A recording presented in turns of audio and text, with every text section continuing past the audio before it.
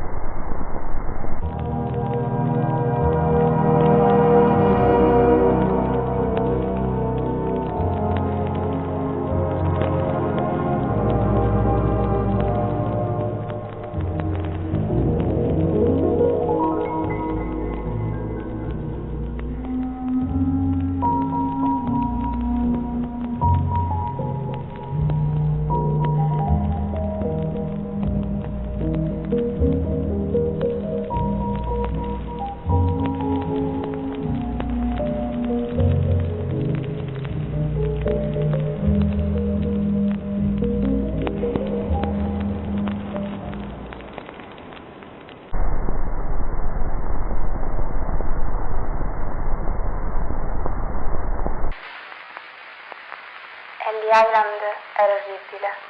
L'intero posto puzzava di carne, come un mattatoio. C'erano anche uccelli morti ovunque, e mia sorella ne trovò persino uno nel gabinetto. Se già la costa è così, diceva mio padre, immaginate quanto puzzeranno le città. Ricordo di aver sentito altre famiglie dire quasi scherzosamente che volessero tornare a Milano per via dell'odore. La mia famiglia aveva spruzzato profumo e acceso candele per tenere lontano il fetore, ma funzionava solo per un'ora o giù di lì, finché l'aria diventava di nuovo insopportabile. Le serate erano così calde, rimasi per lo più sveglia, anche se il resto della mia famiglia dormiva profondamente. Ricordo che guardavo fuori dalla finestra ogni notte e vedevo figli di persone che venivano condotte alla Statua della Libertà dai funzionari. Se solo fossero saliti sul piedistallo, i funzionari se ne sarebbero andati e non sarebbe successo nient'altro. La mattina seguente però ci sarebbe stato un odore peggiore, come un mattatoio.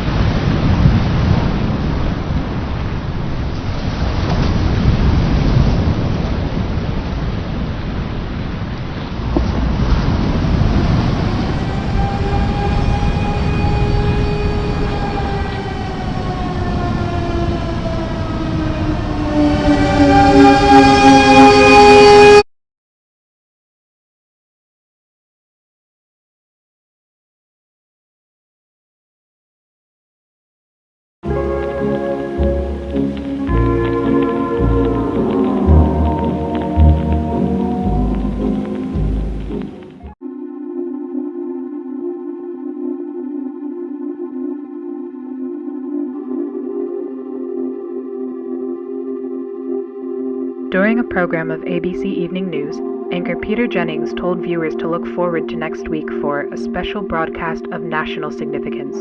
Jennings would continue to remind viewers of the special broadcast over the next 7 nights, even referring to it at one point as the most unprecedented announcement in recent history. A week after its first mention, Jennings reminded viewers of the special broadcast one last time, asking them to pay attention later that night for an exclusive look at the greatest gift to the American people. Due to the anticipation built over the week, over 60 million Americans tuned into ABC, waiting for the evening news to end and for the special broadcast to begin. There were countless theories as to what would occur, from the announcement of alien life to the declaration of an all-out nuclear war. Speculation was brewing intensely. Once the evening news program ended, a black screen with a 10-second countdown commenced with the title DEANDEMOCRACY. Some viewers, so terrified of the threat of nuclear war, reportedly experienced nervous breakdowns and ran down the street, declaring that DEANDEMOCRACY was the code name for an all-out nuclear holocaust. Yet once the countdown ended, all fears were soon replaced with tears of joy and an excitement not seen since the end of World War II.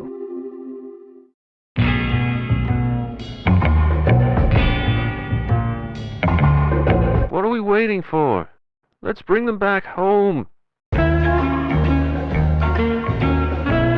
In the seconds following James Dean's presidential announcement, hundreds of thousands of neighborhoods erupted into celebration. Although other candidates had promised to end the Vietnam War, none had so accurately expressed the same anger that they had felt, which Dean had perfectly conveyed in a 15-second broadcast. Due to popular demand, the ABC Evening News was canceled the next night, replaced by a 30-minute loop of James Dean's presidential announcement. The broadcast was watched again by over 38 million Americans, and the parties continued for the rest of the week. Due to repeated assassination attempts on Robert Kennedy, the Democratic Party presidential debates were canceled for the 1968 election season. However, this proved to be no issue for Dean, as polls indicated that he was in the lead for the entirety of 1967 and 1968, despite having had fewer public appearances and rallies than any other candidate. The strength of his campaign relied on the powerful advertisements he directed that would air every Friday evening on ABC. The series of programs would be considered by many as another weekly TV series, and went on to become the highest-rated TV show on television after the conclusion of Star Trek in 1967. Although a presidential debate was eventually scheduled 2 weeks before the election, James Dean instead invited opponent Richard Nixon to a track to race cars on the same night. Although reluctant at first, Nixon eventually agreed and went to spend the entire day with Dean, reportedly even telling the actor, "To hell with it, I'm voting for you. You're already a better president than I'll ever be." This statement, although only a rumor, would spread like wildfire in tabloids and permanently curbed Nixon's chance for victory. On the morning of November 1st, 1968, 4 days before Election Day, anti-Dean groups hijacked radio channels and told civilians they were fed up with James Dean and that television was ruining American youth. After the broadcast, the groups went on to cut hundreds of power lines in the southeast, effectively preventing any of Dean's presidential ads from reaching any household below Tennessee. Dean quickly heard of the incident and, despite the risk of an assassination, flew down to the south and quickly went to work with local electricians to repair the broken power lines. James Dean would be met with a supportive crowd, primarily younger voters who were eager to see a younger face back in the White House. Elderly white conservatives, often the parents of the younger supporters, remained in their houses and occasionally peered through their window blinds to catch a glimpse of the handsome candidate. Although it wasn't known to Dean at the time, hate groups in the South had perpetuated the idea that he was Satan in disguise, and cited his good looks and his love for jazz as being clear signs of the devil.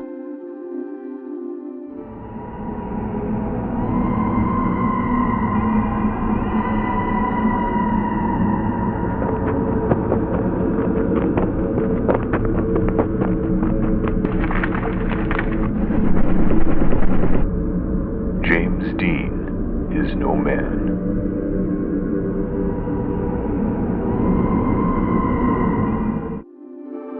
Elderly white conservatives in the Southeast would be the only demographic unfazed by his campaign, yet Dean continued to travel from state to state, repairing power lines for 4 days straight until the very morning of the election.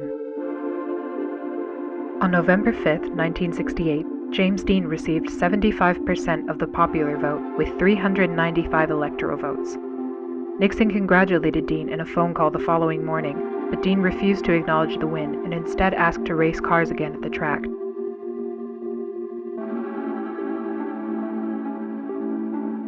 On January 20, 1969, James Dean held his inaugural address at the official Capitol Raceway. Although presidents in the past had speeches that were typically around 20 minutes, Dean spoke for less than a minute. I have a speech, and it has the flotsam that you people expect to hear. But that's not fair. No, that's not fair at all. I'm here for all of you. It's only fair that you speak for yourselves.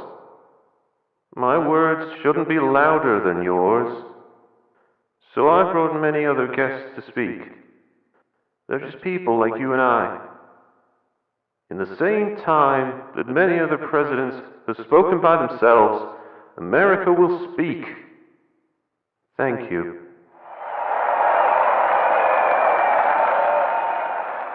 Dean proceeded to introduce many groups to the microphone, including civil rights activists and Native American families. Martin Luther King Jr. would also come forward to speak in his first appearance since an attempt on his life 9 months prior. President Dean would conclude the inauguration with a brief bongo performance and went on to race Richard Nixon at the track. In subsequent presidential inaugurations, those who disagreed with the elected president would instead celebrate DEANDEMOCRACY Day and protested by watching Dean's unique take on the address in place of the actual one. In a televised address, President Dean planned to inform Americans of his first 90 days in office. However, 6 seconds into the broadcast, the audio cut out and remained absent for the remainder of the speech. Although anti-Dean groups claimed responsibility and took pride in the sabotage, many civilians claimed that it benefited the president. The silent broadcast highlighted President Dean's sincere facial expressions and lively disposition, as opposed to the stern and stiff personalities of prior administrations. Viewers were proud to see a man in his prime at the most important position in the country. Ironically, President Dean's popularity grew after the technical difficulty, and film director Stanley Kubrick went on to call the broadcast the greatest silent film ever made.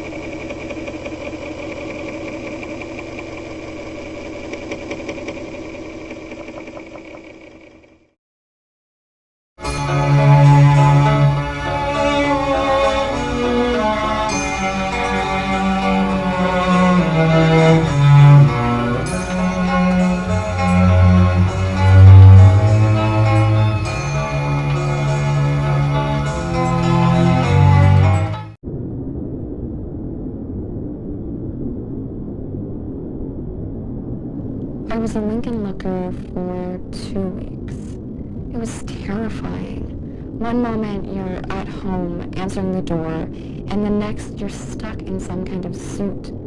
The smell was awful in there, and the metal seat was so cold. The only thing you can do is look through 2 little holes.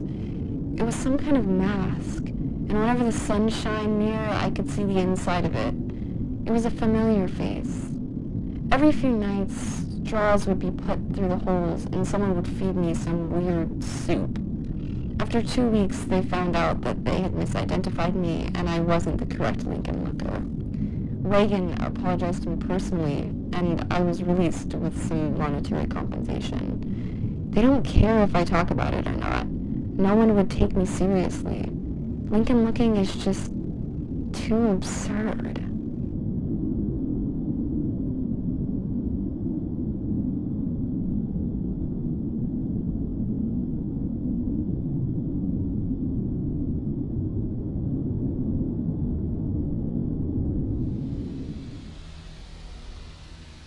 There's always that someone that we dislike more than everyone else. Not usually famous or important, but they've done something that's affected us personally. Often you're the only person who remembers this act. But I've been that bad, but memory hurts.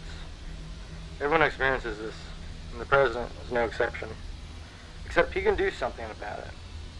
Every president can choose one person to be a Lincoln Looker.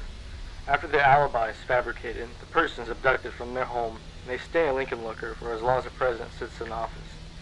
Nobody can question his decision, and it's no trial. You might be surprised, but it's nothing new. It's been a tradition. Lincoln Lookers have been around for a very long time.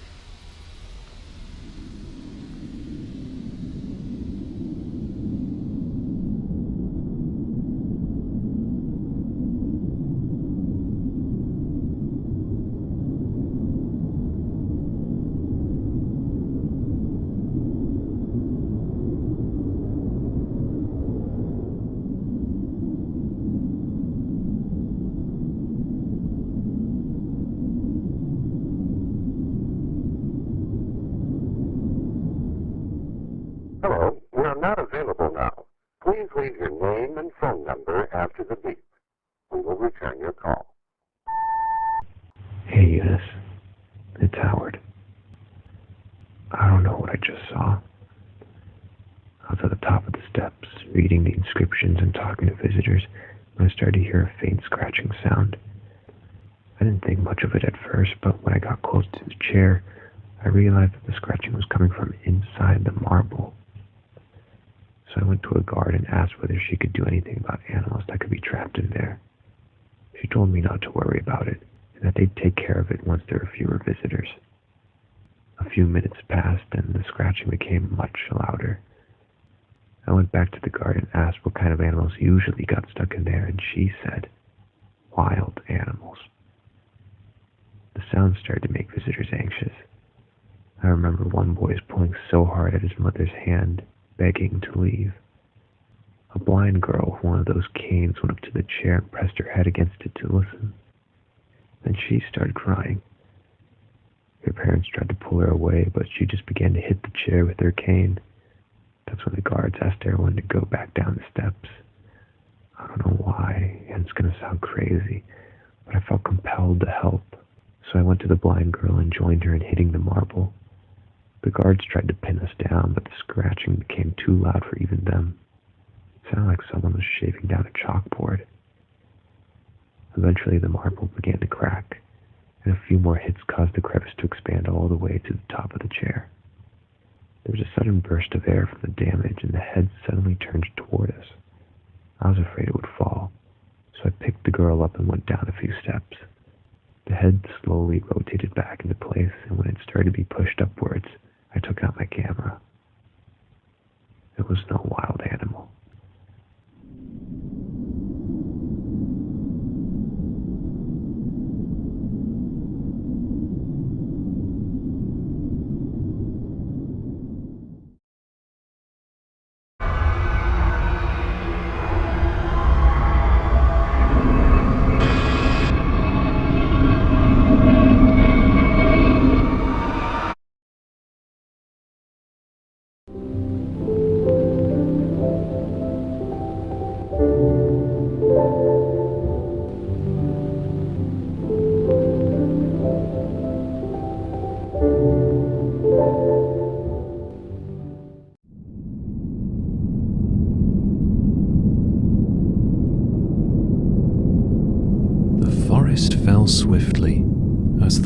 lumberjack swung, except for the special tree, which could not be stung. She missed her friends and the hymns they sung, so she started a tune that broke the man's lung.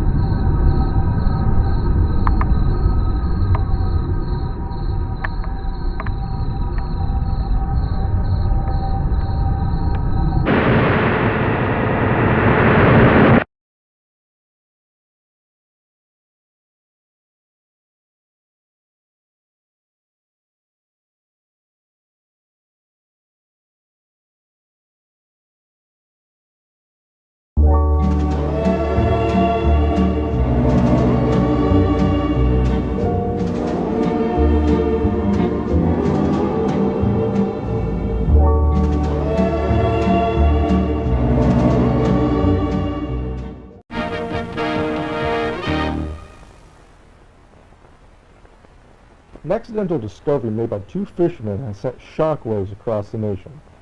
Around 4 p.m. on Christmas Eve, Ralph Grassman and Michael Tillman were reeling in the last batch of catfish when something on the ice caught their eye. It looked like a bicorn, one of those hats from way back when, said Grassman, the eldest of the two who had also organized the trip. Grassman walked down the ice to retrieve the hat. When he pulled back the hat from the ice, he tumbled back in shock at the sight of a human scalp, partially exposed in the ice. Tillman walked over and after a brief discussion with Grassman, agreed to remove the rest of the body from the ice. The effort took several hours, but by 10 p.m. the fishermen were able to pull the entire body from the ice with no further damage. Although both men had presumed that the individual was already dead for some time, Tim exclaimed in shock when he reportedly saw the individual's eyelid twitch. Grassman suggested to immediately take the body home and attempt to revive the frozen man. They proceeded to carry it back to Grassman's apartment. They laid the body in a full bathtub, gradually raising the water's temperature throughout the night to prevent shock. Grassman claims to have learned this technique from a pulp magazine he had read as a child. At 2 a.m. the following morning, Tillman claimed that an individual briefly regained consciousness and shouted, "Victory or death," while Grassman rested in the living room. By 7 a.m. the frozen individual appeared to have relapsed into a deep coma, which prompted Grassman to phone the local authorities. And that's why he hadn't called medical personnel earlier. Grassman told reporters that he didn't want to risk the lives of the first responders, who had been driving on slippery roads in the dark. Shortly after being phoned, paramedics arrived and rushed the frozen man to the Delaware State Hospital. Throughout the experience, both fishermen thought that the individual's face seemed vaguely familiar. It was only when Tillman pulled out a dollar bill that the connection was fully made. When we first dug him out, we moved his clothes so that we could carry him more easily. The clothes weighed a ton because they were completely frozen over. But I bet if we saw the clothes without ice, then we could have no doubts that we dug out George Washington. Although Delaware State Hospital has declined to comment on the identity and the condition of the man, Grassman brought the bicorn hat from the previous day to the Delaware History Museum, where historians confirmed to be an authentic piece from the 18th century. The validation raised more questions than answers, as further research revealed that no Washington reenactors or artifacts have been reported missing. Grassman believes that the man he dug out from the ice is the true George Washington, and that the former president had become gravely ill while crossing the Delaware River. Grassman claims that the imminent death of Washington could have been devastating to the war effort, so his condition was likely kept secret by having a double acting as the president until 1797, and asked for an explanation to why the body had been found so far from the site of the battle. Grassman replied, "He either drifted away or his men purposely planted it far away so that no one could find it." During Saturday's morning press conference, President Dean shared his thoughts on the discovery in 2 words: "I'm surprised."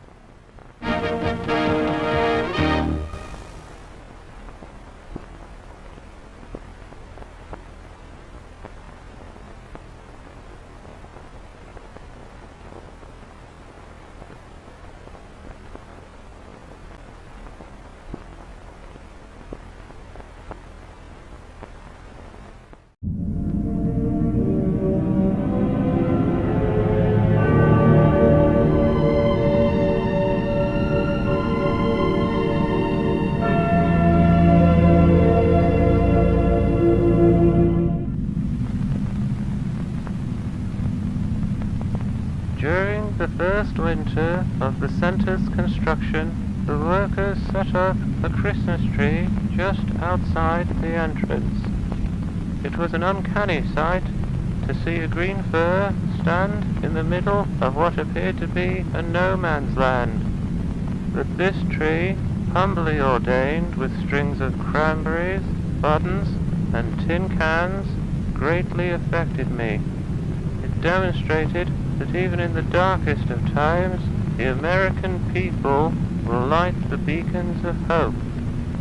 I thought it could be the start of a great and inspiring tradition, so I traveled north to Babylon in search of a Christmas tree for the following year.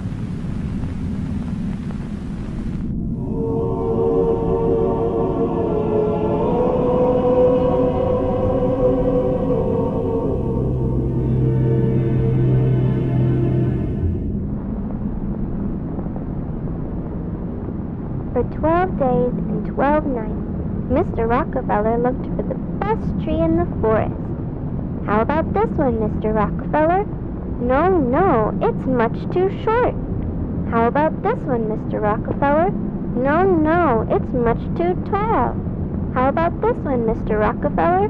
No, no, it's much too average. Mr. Rockefeller soon feared that he would leave empty-handed. Then, on the 12th night, just as he was packing up his stuff, Mr. Rockefeller heard the sweetest tune in the air. It sounded as though the very wind itself had fallen in love. He and his men followed the song and found themselves at the base of a very, very special tree. How about this one, Mr. Rockefeller? It's perfect. For the rest of the night, the men swung their axes at the special tree. Chop, chop, chop. However, when the sun rose, the tree was still standing. Their axes had left no marks at all. Mr. Rockefeller was surprised. The next day, Mr. Rockefeller and his men laid 100 sticks of dynamite around the tree. 3, 2, 1, boom! Yet, the special tree continued to stand. Mr. Rockefeller was surprised. So Mr. Rockefeller decided to hire the best team of grave diggers to take the tree out of the ground. After a week of digging, they told Mr. Rockefeller, "The tree will be out in 3 years at this rate." Mr. Rockefeller was surprised, but he decided to let the grave diggers work. He would pick the next 3 best trees for the next 3 Christmases. But by the 4th year, the special tree was ready to display.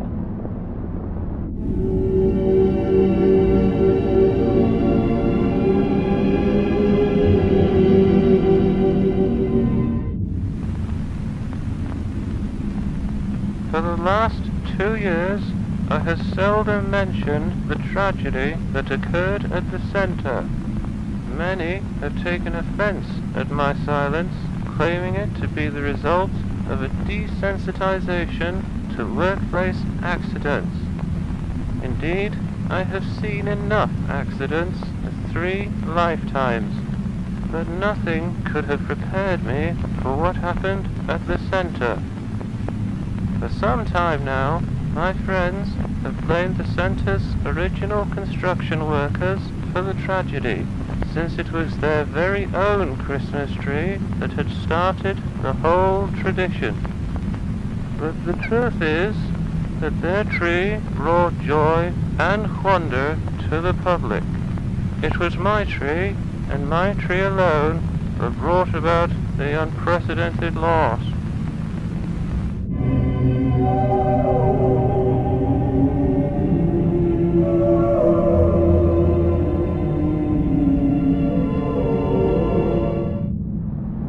On a cold December morning in Midtown Manhattan, Rockefeller's men slowly raised the special tree. Heave ho! Heave ho! Heave ho! By the afternoon, the special tree stood tall and still. It was unlike any other tree, having no color, branches, or leaves.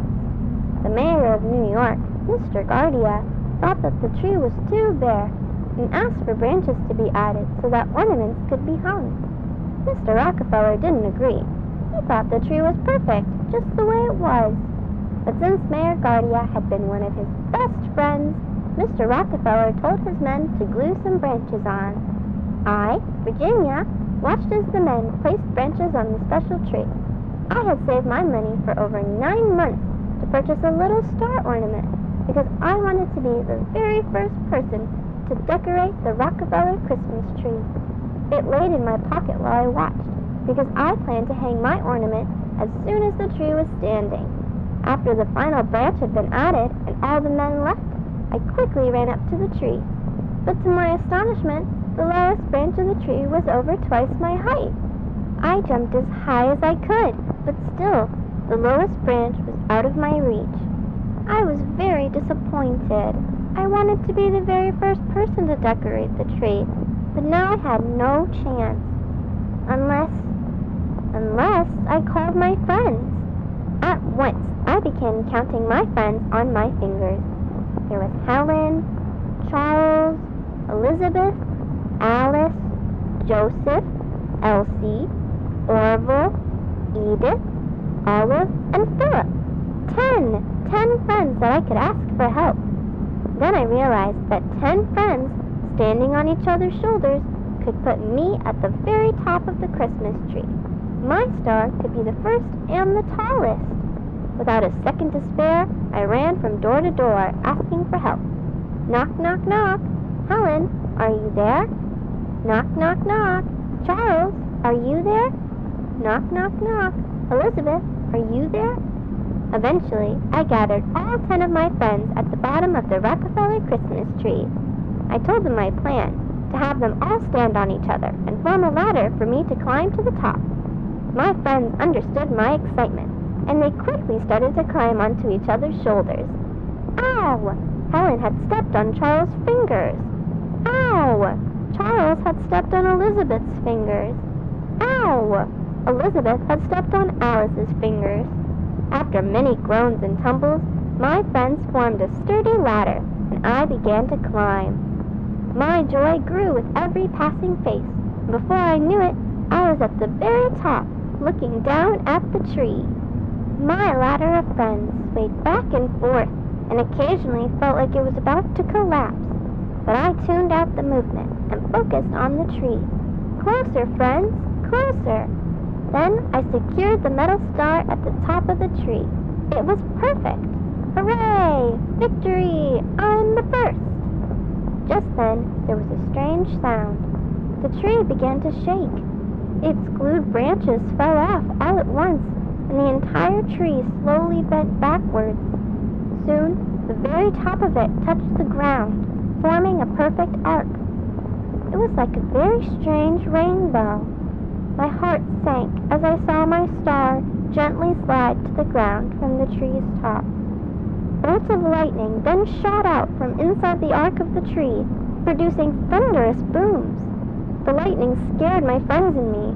We all tumbled to the ground and ran in all directions, but the lightning caught up to us. I was blinded by a great white light. I remember when my eyes adjusted, I was in a field of special trees, and I saw... In a flash, I returned to the street where my friends and I had been struck by the lightning. We were all on the ground, being attended to by other people. I had scratched my legs badly, and I could see that my friends were also hurt. I looked up at the Rockefeller buildings, and I thought that they looked a little different. The whole street looked a little different, and the special tree was nowhere in sight.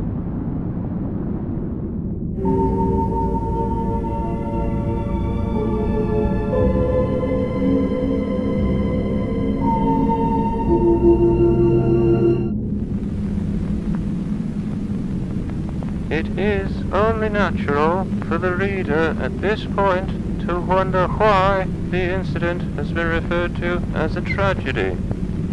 There had been no loss of life, and, aside from a few temporary scorch marks on the center, no damage to the surrounding property.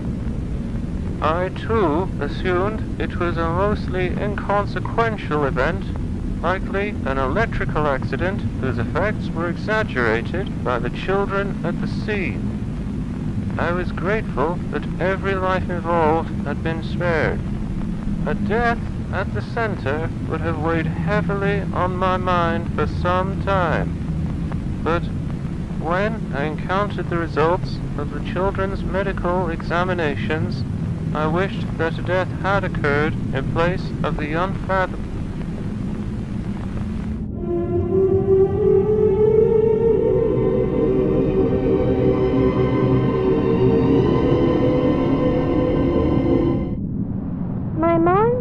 Visited me at the hospital, but they looked completely different. Ma looked worried. After she wiped her tears, she asked, "Did you hang your bear at the Rockefeller tree?" I answered, "It wasn't a bear. I was going to hang a star." To which they asked, "What do you mean?" Pa asked, "Where did you get these clothes?" I answered, "These are my clothes, the ones you helped me put on this morning." To which they asked, What do you mean? My ma then asked, why are there dots all over your face? I answered, those are my freckles. I've had them since I was little. To which they asked, what do you mean? My parents quietly left my bed and talked to my friends' parents. Then they all started to cry and yell. The nurses made them leave, which made me feel better. None of us thought that our real parents had visited, but they all did feel familiar. Orville and Philip were especially shaken. They didn't even share the same last name with their parents. The nurses tried to convince us that those who had visited us were our parents, and that we would come around to properly greet them after we healed. But it was hard to believe. Whenever I looked out the window, I saw that Manhattan looked different from memory. Mr. Rockefeller himself was kind enough to visit us in the hospital. He asked us whether we were okay, and then after some time, he and the nurses began to ask us some very easy questions about American history. With every reply, they would chuckle and shake their heads, until I told Mr. Rockefeller who I thought he was. He chuckled at first, and then became silent, as if the simple fact had deeply affected him. He had asked all my friends a few more questions about himself, and with each answer, he seemed a little more scared. Mr. Rockefeller quietly stood with the nurses for a while, before he wished us a Merry Christmas and left. That evening, the nurses took x-rays of us to make sure we hadn't broken our ribs. Usually, those taking the x-rays are more than happy to show their patients what the pictures looked like. But when I asked to see them, the nurses ignored me. I didn't fall asleep that night. I kept my ear close to the wall to hear what the nurses were saying next door. I heard one sentence over and over. Everything's backwards. I wonder what they meant by that. I never told my friends, because I didn't want to scare them. But I spent the rest of the night with my hand to my chest, wondering if my heart was ever on the right side.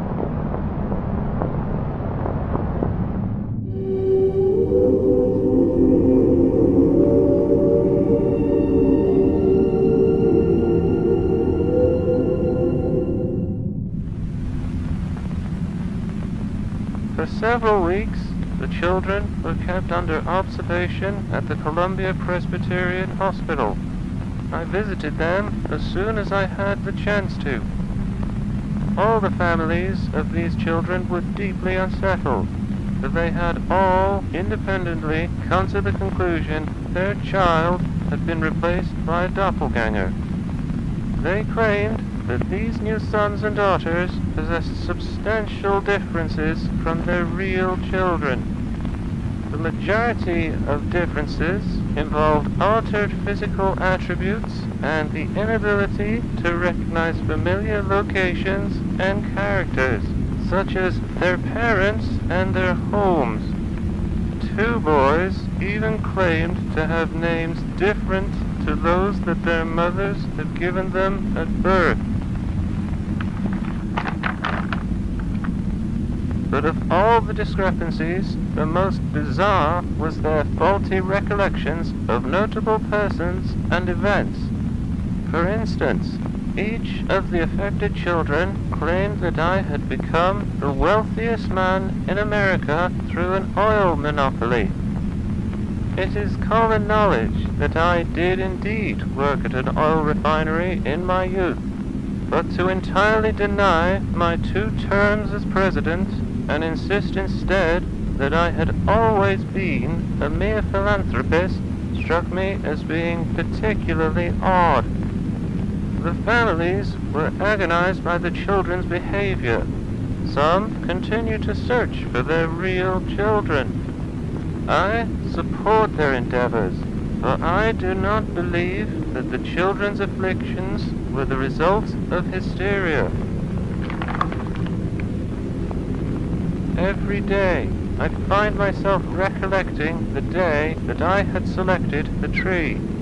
I have since realized The difficulties involved in the removal of it should have repeatedly discouraged me.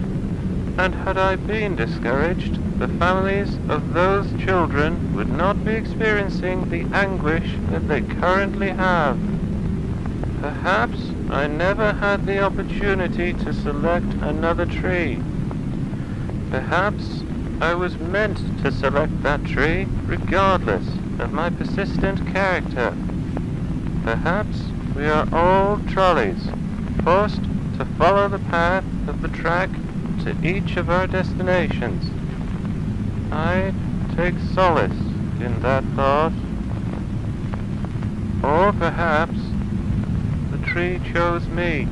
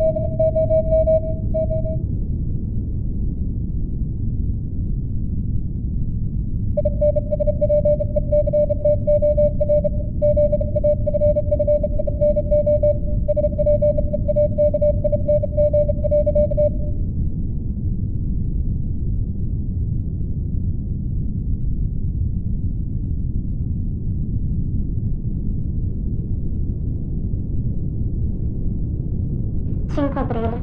Gli schizzi di Papino della Libertà sono stupendi. Lei assomiglia alla mamma se fosse una regina. Ho chiesto a Papino se potesse fare una statua che mi somigliasse. Ha detto sì. 10 aprile. Oggi Papino è andato al suo studio. Gli ho chiesto se avesse già iniziato a lavorare alla mia statua ed ha continuato a sorridermi. Io credo di sì. Papino è molto gentile. 13 aprile. Non abbiamo avuto notizie di papà per un po' di giorni. È già successo in passato, dato che è solito lavorare al suo studio per tanto tempo, ma la mamma oggi era molto preoccupata. È andata nel suo studio dopo avermi messo a letto. 15 aprile. Mamma è tornata a casa stanotte. È andata dritta verso la sua stanza. 16 aprile. Oggi è venuto un ispettore. Ci ha chiesto di Papino e poi è andato nella stanza della mamma. Un paio di momenti dopo sono arrivati più uomini. Mamma stava piangendo. Continuano a gridare: lei ha i suoi occhi, lei ha i suoi occhi. Ero spaventata. Sono scappata via dalla casa. 18 aprile. Ricordo Papino dire alla mamma come la statua sarebbe stata messa in una nave chiamata Monarca. Sono andata al porto e l'ho trovata ancorata là vicino. Accanto alla nave c'erano alcune scatole. Parti della libertà erano in ciascuna di esse. Mi sono intrufolata in una scatola che era vuota. Spero che venga mandata dove sta Papino. Sento il suo spirito vicino alla libertà. 21 aprile. Sono molto affamata. Le scatole sono legate con una corda, quindi non posso uscire da sola. C'è un forte rumore nella stanza, come dell'argilla trascinata per il pavimento. Posso sentire le corde che vengono tagliate e qualcosa di grosso uscire da una scatola. È Papino? Ci sono molti altri suoni, come legno che si rompe. Dato che le corde sono rotte, sono uscita in fretta dalla scatola ed ho trovato del pane e della frutta nella stanza accanto. Mi sono sbagliata. Non è Papino, ma ha i suoi occhi. 24 aprile. Ho paura a rientrare di nuovo nella scatola. Ieri ha fatto suoni più rumorosi. Mentre cercavo per del cibo, credo che mamma mi abbia vista. La scatola è l'unico posto per nascondersi. Le corde continuano ad essere rotte da quella cosa con gli occhi di Papino.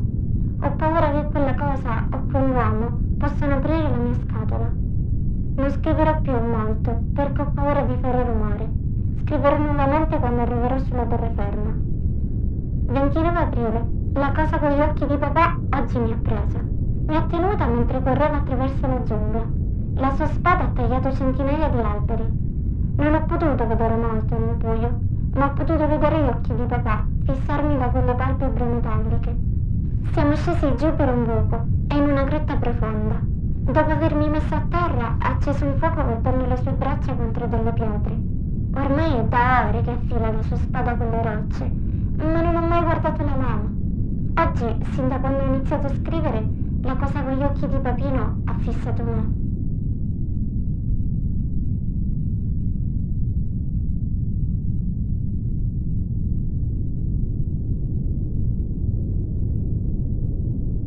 «19 aprile.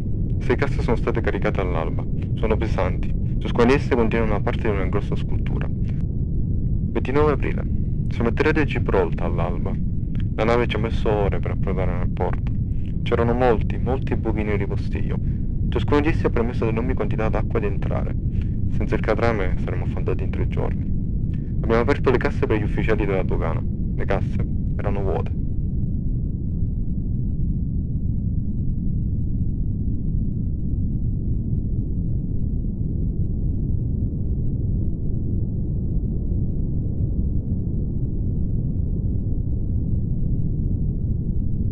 On the morning of April 29th, we received numerous reports regarding a tremendous force that rushed up the rock, which tore down hundreds of trees and created several landslides throughout the previous night.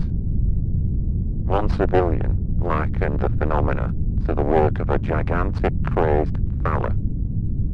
Due to the sheer number of reports and the high level of concern in the surrounding community, I deployed myself along with 13 officers to the rock in search of an explanation. We discovered that there was indeed a newly forged trail through the dense foliage stretching almost the entire height of the rock. The trail was astonishingly linear, with no bends in the path. The cuts to the trees themselves were precise. The downed trees continued to be warm to the touch, presumably due to the extreme speed of this force. A few fires present along the trail were extinguished by fellow officers as we traversed the rock. The path ended at a large crevice in the ground, which looked to be an entrance to a large underground cavern. After requesting additional men and equipment, Officer Hadley descended into the crevice. It was not long until Hadley exclaimed in fright and urged us all to enter. Within the following hour, the majority of us were in the cavern, which appeared to be an undiscovered offshoot of St. Michael's Cave. In the middle of the location stood a plaster model of a tall Greco-Roman statue of a woman. Surrounding this sculpture were the splayed remains of an individual, flattened like a set of clothes. A hollowed-out torso was stretched a quarter of the way up the statue, the sight of which compelled a few of the officers to exit the cavern. The human remains were collected and sent to the morgue, while the sculpture was cleaned and lifted out. The statue's blade, held in its right hand, matched the cuts present on the downed trees. Despite the fantastical implications of this detail, the Gibraltar police force officially concludes that the work of the crazed fella was nothing more than the result of heavy winds. During a secondary investigation, a journal was discovered in the cavern. A translation of its Italian text is in progress.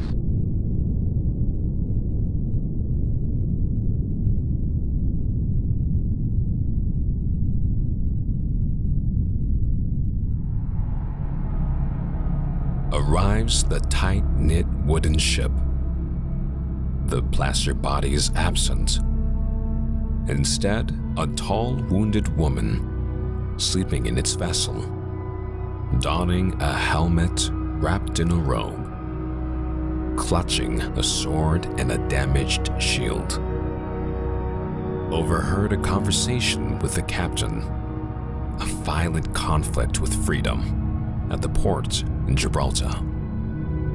They tell me inside her is the plaster, and I walk away, silently believing freedom craved liberation so terribly she tried to take it for herself.